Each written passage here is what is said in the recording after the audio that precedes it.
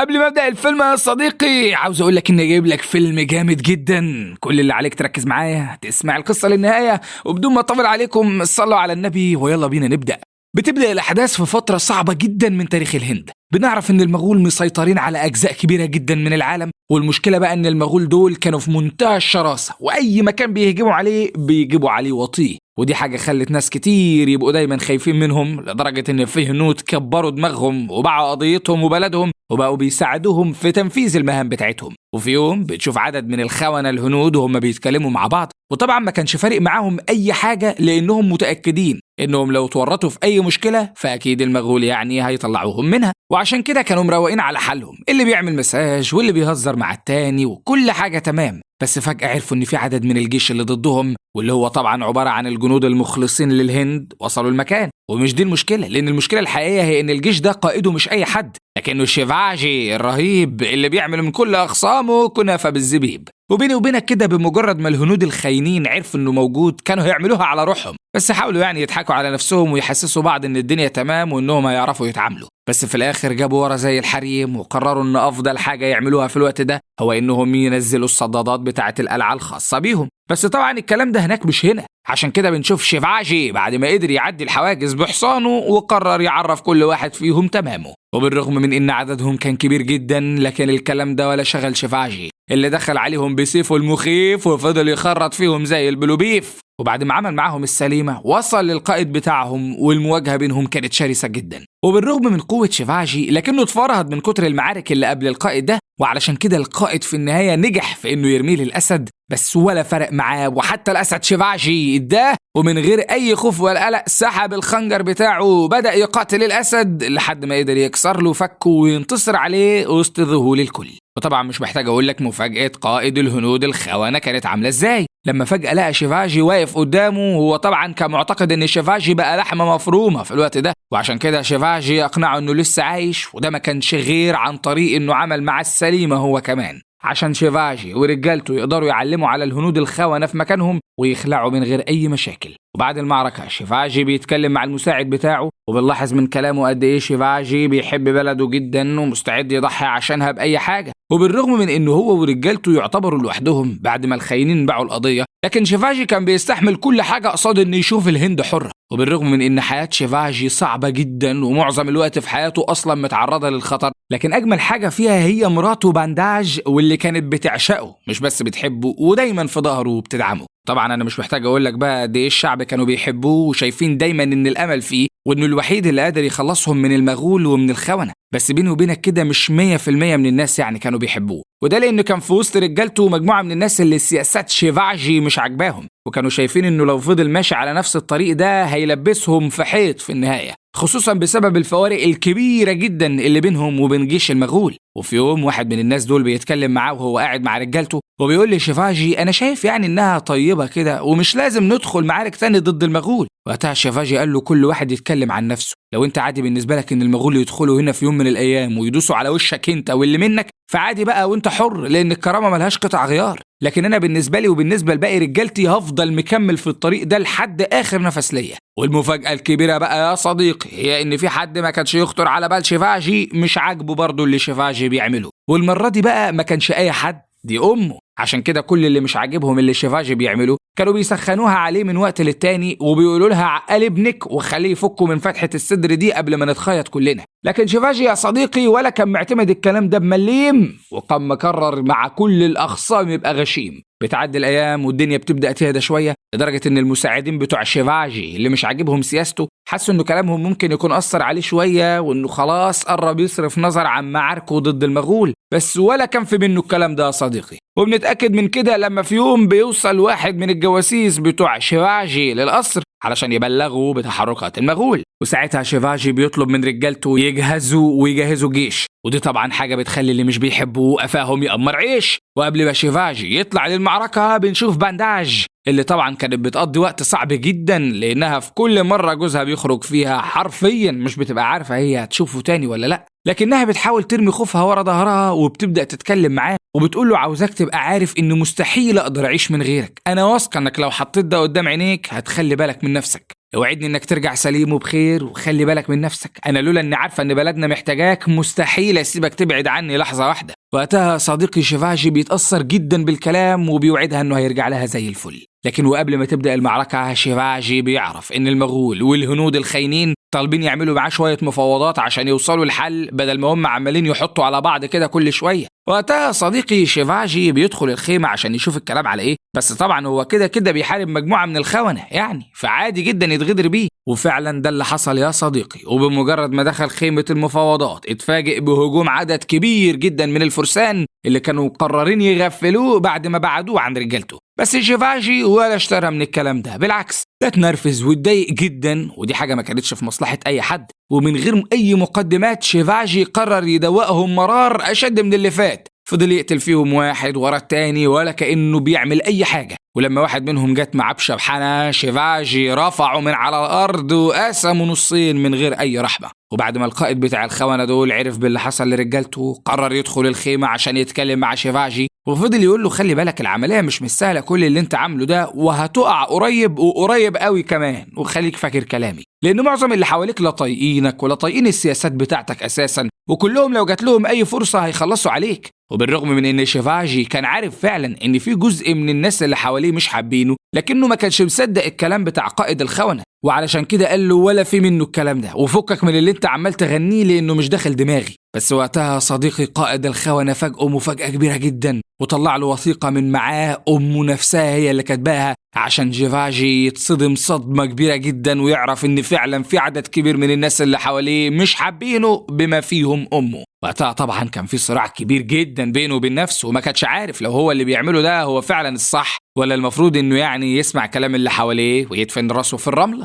وبعد ما اتأكد من اللي شافه ده طبعا بيكون متنرفز جدا، عشان كده لما بيرجع القصر بيقرر يخلي كل الخونة عبرة لأي حد وبيموتهم بطريقة صعبة جدا. وده لما بيرميهم على الأرض وبيربطهم بالجنازير وبيخلي الأفيال تدوس عليهم، خصوصا بعد ما اتأكد ان في عدد منهم في صف جيش الخونة أساسا وبيخونوه وبيسربوا معلومات جيشه للهنود الخاينين والمغول. وطبعا بعد ما الكلام ده وصل لقائد الهنود الخاينين وزعيمهم واللي بنعرف ان اسمه مهراج كان هيتجنن، بدأ يتكلم مع رجالته وقال لهم هنفضل كده لحد امتى، وهيفضل لحد امتى اللي اسمه شيفاجي ده يعلم علينا؟ عاوزكم تخلوا عندكم شوية دم عشان الأيام اللي جاية هتبقى غم. وعشان يوصل رسالة للكل يا صديقي بيعمل حاجة بشعة جدا وبيخلص على الراجل بتاعه واللي المفروض يعني كان مسؤول عن الجواسيس اللي اتقبض عليهم دول واتقتلوا. أما شيفاجي فبعد اللي حصل ده بدأ يركز أكتر في كل حاجة حواليه لأنه ما كانش مستعد يتغفل مرة تانية، وأكيد أي تغفيلة هتحصل هيبقى فيها نهايته. وأكتر حاجة كان مركز فيها خلال الفترة دي هي إنه يطور أسلحته، وده لأن المغول دايما معروفين بتفوقهم العددي ومستحيل تقدر تحط عليهم في مواجهة مباشرة إلا لو سلاحك معدي سلاحهم بكتير، لأنهم من ناحية العدد كده كده هيحطوا عليك. لكن مع الوقت معظم اللي حوالين شيفاجي وحتى اللي بيحبوه بجد وبيحبوا بلدهم كانوا حاسين ان شيفاجي غشيم شوية في حوار مواجهة المغول ده. وعلشان كده في يوم المدرب بتاعه اللي علمه القتال اصلا بدأ يتكلم معاه وقال انا مش بقولك كده عشان اضايقك او احسسك انك بتعمل حاجة غلط، بالعكس انت بتعمل الصح وخايف على بلدنا وانا اول واحد معاك، لكننا لازم نبقى واقعيين. وخلي بالك انت لحد دلوقتي ما دخلتش اي مواجهة حقيقية ضد المغول لانهم فعلا اشرس من الغول، ومهما احكي لك مستحيل تصدق اللي هم بيعملوه. بس باختصار كده خلينا اقول لك ان مفيش مكان دخلوه الا وخلصوا على كل اللي فيه، لدرجة ان مية الشرب بتاعة الانهار بتتحول للون الاحمر بلون الدم بعد ما بيخلصوا على كل اللي موجودين في المكان تقريبا. وفي نفس الوقت ده صديقي المغول كانوا بيخططوا لهجمة شرسة جدا، وده بعد ما حسوا ان الهنود الخاينين دول شوية جبنة ومش جايبين همهم ولا هيعملوا اي حاجة. وعشان المغول يخلوا شيفاجي واللي معاه يخافوا عملوا هجمة شرسة جدا على قرية فقيرة ما فيهاش عدد كبير من السكان ولا فيها جيش أساسا. وفعلا الكلام بتاع مساعد شيفاجي كان مظبوط، وبنشوف ده بعينينا لما المغول بيهجموا على القرية اللي كانت وبالرغم من غلب أهلها لكنهم ولا عملوا اعتبار لكبير ولا لصغير، واللي جه على السكة الداس واتقتل وقتي. ومش بس كده لكنهم كانوا مصممين يخربوا المكان كله، وعلشان كده ولعوا في القرية باللي اتبقى فيها. ومش عايز اقولك بقى يا صديقي قد ايه واحد خاين زي مهراج كان مبسوط جدا من اللي حصل، وعلشان كده كان قاعد مع رجالته مبسوط وعمال يقول لهم الواد اللي اسمه شيفاجي ده شكله هيفيص قريب. اما شيفاجي بقى فما كانش مصدق اللي حصل، وكان عمال يلوم نفسه وضميره مأنبه، وكان عمال يقول لرجالته اللي حصل ده عيب في حقنا والناس اللي ماتت دي لازم حقها يجي قريب وقريب جدا كمان. وفعلا يا صديقي ما ضيعش وقت كبير وبدأ يحط خطة مع رجالته عشان يجيب حق الناس اللي اتقتلت. وفي نص الكلام وهو المفروض يعني بيحط الخطة قال لرجالته بقول لكم ايه، هم كده كده عددهم اكبر مننا وتسليحهم غالبا افضل، لكن احنا دلوقتي فدائيين مش مجرد مقاتلين، وهنتفق على حاجة واحدة بس وهي اننا هندخل المعركة دي عشان نجيب حق الناس اللي ماتت او نموت زيهم. وقتها رجالته المخلصين واللي كانوا معاه على المرة والحلوة وافقوا على كل الكلام. وقبل ما شيفاجي يخرج للمعركة بنشوف بانداج وهي بتودعه، وكالعادة طبعا كانت ميتة عليه من الخوف لكنها مش قادرة تمنعه من انه يؤدي دوره تجاه بلده. والمرة دي بنلاحظ قد ايه شيفاجي وكل رجالته مغلولين، وعلشان كده لما بيوصلوا للمكان اللي فيه الخونة اللي قتلوا الناس الغلابة بنشوف شيفاجي وهو بيهجم هجمة شرسة جدا هو وكل اللي معاه. والموضوع المرة دي كان ضرب نار وما فيهوش هزار، اي حد من شيفاجي او رجالته كان بيلمح واحد من الخاينين كان بيخلص عليه على طول. وفعلا قدروا يعلموهم درس ما يتنسيش وقتلوا عدد كبير جدا منهم، وكل حاجة كانت تمام. وشيفاجي بدأ يحس ان ضميره مرتاح بعد ما جاب حق الناس اللي ماتت، بس فجأة بيعرف خبر بيزعله جدا، وده لما بيوصل له خبر موت أمه. وطبعا بالرغم من الخلافات اللي كانت بينهم لكنها تفضل أمه، وعلشان كده قلبه وجعه جدا عليها وقرر يسيب أي حاجة بيعملها ويرجع يحضر مراسم جنازتها. وبعد ما زعل عليها وقت قليل قرر ان اللي اهم من الحزن دلوقتي هو انه يكمل في طريقه عشان يحرر بلده، وعلشان كده رجع للمعارك مرة تانية. ومع الوقت هو ورجالته بقوا فعلا مرعبين، وسواء الهنود الخاينين او حتى المغول فالكل كان بيخاف منهم. ودي حاجة مع الوقت خلت مهراج مرعوب، لانه بقى حاسس يا صديقي انه ممكن يصحى في يوم من النوم يتفاجئ ان شيفاجي واقف في اوضة نومه، ومش محتاج اقول لك طبعا وقتها ايه اللي هيحصل. وقتها مهراج قرر يعيد هجوم زي الهجوم اللي قبله، واتفق مع رجالته انهم يهجموا على واحدة من القرى الفقيرة ويخلصوا على الناس اللي فيها. لكن شيفاجي يا صديقي كان اذكى بكتير جدا من انه يتخدع مرتين، وعلشان كده كان دايما ناصب كماين هو ورجالته قريب من القرى الفقيرة عشان اللي حصل المرة اللي فاتت ما يتكررش. وفي الوقت اللي مهراج ورجالته كانوا فاكرين ان السكة سالكة بتجيلهم المفاجأة، وبيظهر شيفاجي ورجالته زي الاشباح وبيهجموا عليهم وبيخلصوا على عدد كبير جدا منهم، في الوقت اللي رجالة مهراج كانوا ميتين في جلدهم من الرعب. ولما شيفاجي بيعرف بعدها ان مهراج ورجالته مسيطرين على مدينة بعيدة شوية بيفاجئوهم مفاجأة ما حصلتش قبل كده، وفي هبدة هندية قوية جدا. بنشوف شيفاجي ورجالته هم طالعين من المية طايرين بعد ما نصبوا الرجالة مهراج أحلى كمين، ومن غير تفاهم بيخلصوا عليهم وبيقطعوا رجلهم من المكان وبيعرفوهم ان اللي هيجي على السكة بعد كده هيتهان. وبالرغم من ان مهراج كان حاطط امل كبير جدا على ان رجالته يخلصوا المرة دي، لكن لما الاخبار بتجيله بيبقى خايف جدا وبيحس ان شيفاجي هيوصل له في اي وقت وهيخلص عليه، وعشان كده قرر يتغدى بشيفاجي قبل ما شيفاجي يتعشى بيه. وامر رجالته ينهبوا كل سكان المدن عشان يزود عدد وتسليح جيشه ويهجم على شيفاجي هجمة اشرس من كل اللي فات. اما شيفاجي نفسه يا صديقي فكان شايف انه كل اللي هو عمله ده مش كفاية، وكان حاسس انه فعلا مش هيرتاح غير لما اخر مغولي يخرج من بلده واخر هندي خاين يموت. عشان كده كان دايما بيقول الكلام ده لرجالته وبيعرفهم انهم المفروض ما يفرحوش باي معركة ينتصروا فيها، وان الفرحة الحقيقية هتبقى لما الهند كلها تتحرر. وبعد ما مهراج قدر يسلح جيشه بشكل افضل بنشوف شيفاجي قبل المعركة اللي هتحصل بينهم وهو واقف بيتكلم مع رجالته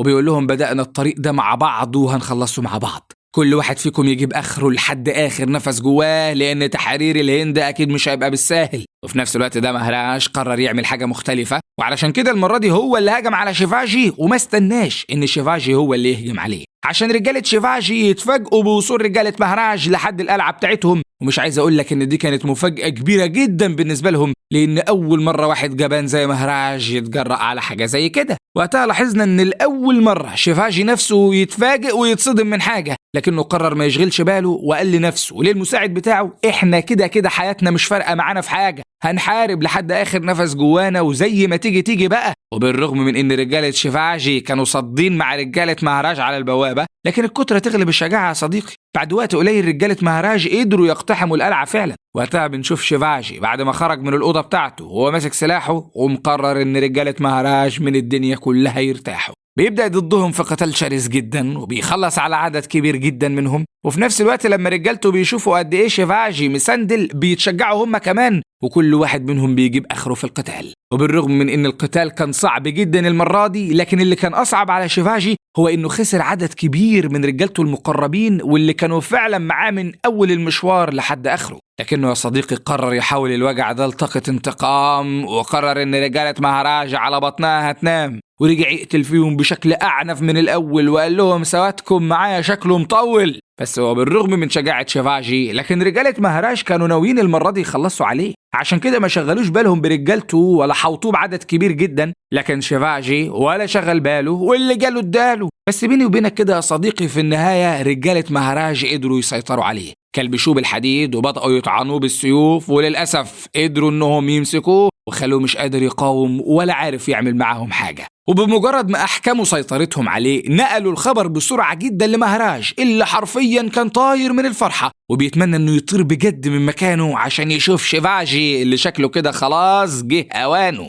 بنرجع بالاحداث للقصر بتاع شيفاجي وبنشوف بانداج اللي الاخبار وصلت لها، لكنها ومع ذلك كانت في منتهى الشجاعة وبدأت تتكلم مع الجنود اللي متبقيين في القصر وقالت لهم خلونا ننسى الاشخاص ونركز في بلدنا وخلونا نبدأ نحط خطة عشان ندافع بها عن القصر لو الاعداء وصلوا هنا. اما شيفاجي نفسه بقى يا صديقي فكان متكلبش وكأن اعدائه ما صدقوا انهم سيطروا عليه، وبعدها ودوه لمهراج في القصر بتاعه. وقتها مهراج كان شمتان جدا فيه وفضل يقول له يا ما قلت لك زمان لم الحوار وفكك من الجو اللي انت عامله ده، لكن انت بعندك وغبائك وصلت نفسك لحد هنا. وبالرغم من ان مهراج اعتقد ان شيفاجي هيبقى مكسور في الوقت ده، لكن بالعكس يا صديقي شيفاجي كان في منتهى القوة وقال له لحد اخر نفس فيا هفضل احط عليكم. وفي نفس الوقت بنلاحظ ان المساعد بتاع شيفاجي مقبوض عليه هو كمان ومربوط جنبه، لكنه كان مخلص جدا. وحتى لما رجالة مهراج اخدوه عشان يعدموه وقتها شيفاجي قال له انا عارف اني ورطتك معايا، لكن المساعد ولحد اخر نفس فيه قال له عيب عليك اللي انت بتقوله ده، بدأناها سوا ودلوقتي بنخلصها سوا وهنموت وراسنا مرفوعة. وبالرغم من ان مهراج كان يقدر يؤمر رجالته يخلصوا على شيفاجي لكنه كان مبسوط كده وهو شايفه متعلق قدامه وقال لهم سيبوه مرمي زي الكلب وبكره هنلاقيه مات. لكن المفاجأة بقى ان تاني يوم مهراج ورجالته اتفاجئوا ان شيفاجي لسه عايش، علشان كده مهراج طلب منهم يعذبوه أبشع انواع العذاب. فعلا رجالته ما توصوش وبدأوا يرشوا الملح على جروح شيفاجي، ولما فضل يصرخ ويقول لهم انه هيخلص عليهم ولو رجاله يفكوه قرروا يقطعوا له لسانه. واللي كان غريب جدا بالنسبه لمهراج هو انه كان حاسس ان شيفاجي فعلا مش خايف منه، ودي طبعا حاجه كانت هتجننه وكان بيسأل نفسه اعمل فيه ايه تاني عشان يتكسر. اما بانداج فبالرغم من انها عرفت كل حاجه لكنها كانت عايشه على امل ان شيفاجي هيفاجئ الكل زي عادته وهيرجع لها مره تانية. بس خلينا صراحه مع بعض يا صديقي وخلينا معترفين ان المره دي الموضوع كان مختلف وشكل شيفاجي كده مستحيل يعملها، لكنه بالرغم من انه مربوط ومش قادر يتحرك اساسا لكنه بيثبت لمهراج والكل الخونة ان اخذ الحق صنعة وان الحروب بتتمسك بالدماغ مش بالدراع والجعجعة.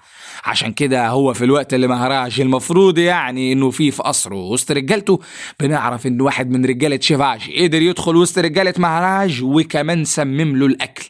وقتها صديقي مهراج اكتشف الحوار بس الوقت كان متأخر جدا، خصوصا لان السم اللي الراجل بتاع شيفاجي استخدمه كان من نوع خطير جدا.